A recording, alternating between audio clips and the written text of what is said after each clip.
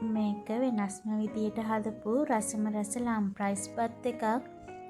කාපු හැමෝම කිව්වා මේක හරිම රසයි කියලා.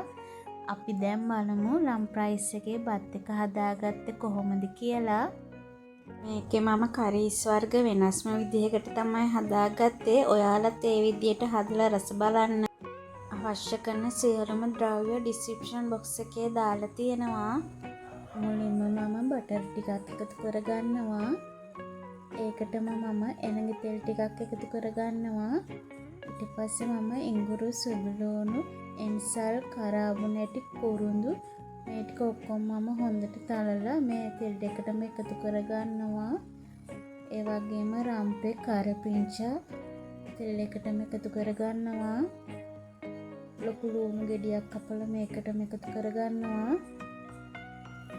දැන් මේ ටික පොඩ්ඩක් තෙලෙන් ටෙම්පරාදු කරගන්නවා.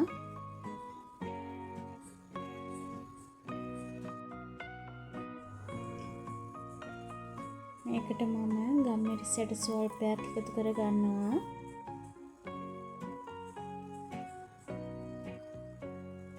ඒ වගේම කරාබු නැටි 3-4ක් එකතු කරගන්නවා. කහ තේ හැඳි භාගයක් එකතු කරගන්නවා.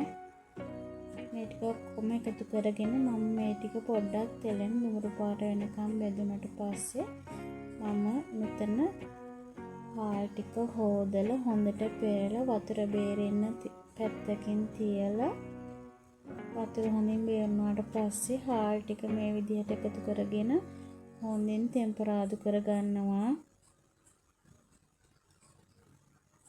හාල් ටික හොඳට තෙලෙන් බෙදෙන්න ඕන. ඒ වගේම ලුණු ටිකක් එකතු කරගන්නවා.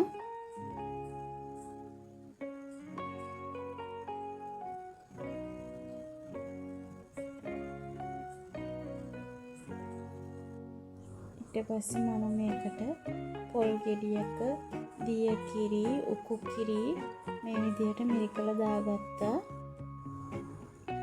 අඩු ප්‍රමාණයට වතුරත් එකතු කරගත්තා.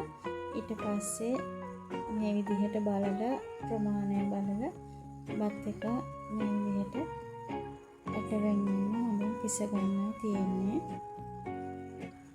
මේ බලන්න ලස්සනට මේ විදිහට ඇට ටික වෙන්න පිස ගන්න පුළුවන්. මේ විදිහට පිස ගත්තාම ඇත්තටම මේ බත් එක ගොඩක් රසයි. මේ ඔයාලත් හදලා බලන්න. ලම් රයිස් එකේ අනිත් කරීස් ටිකත් මගේ රෙසිපි එකේ තියෙනවා. ඒ ටිකත් එහෙනම් ගිහිල්ලා නම් සුබ දවසක් ඔයාලා